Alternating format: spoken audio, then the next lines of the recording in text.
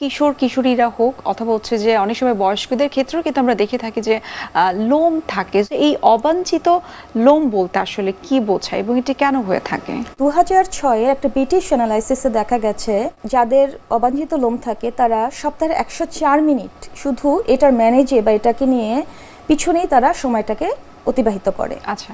এবং 3/4 যারা আছে এই ডেটাতে তারা হচ্ছে ফেসটাকে টাচ করে এবং 1/4 কিছুক্ষণ পর পর মিররের সামনে আনওয়ান্টেড হেয়ারকে দেখে। এরপরে 2014 আরেকটি ডেটাতে দেখা গেছে যে 2800 মেয়েদের খুব হাই রেজলিউশন ছবি তোলা হয়েছে এবং এদের মধ্যে দেখা গেছে যে এশিয়ানদের এই অবাঞ্ছিত লোমটা একটু বেশি হয় এবং ইউরোপিয়ানদের মানে টাইপ 1-2 স্কিনের মধ্যে ইটালিয়ানদের একটু বেশি হয়, ব্রিটিশদের কম হয়।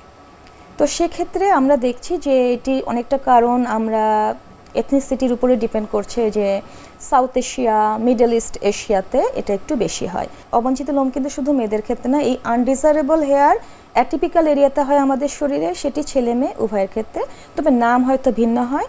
মেয়েদের ক্ষেত্রে এটি হয় হার্সিটিজম, অর্থাৎ mail pattern here in female, কারণ মেয়েদের হেয়ারটা তো বেশ সফট হয়, পিচ ফাজ বলি আমরা এটাকে, সেটি আমাদের টার্মিনাল হেয়ারের মতো অর্থাৎ থিক কোর্স হেয়ারে হয়।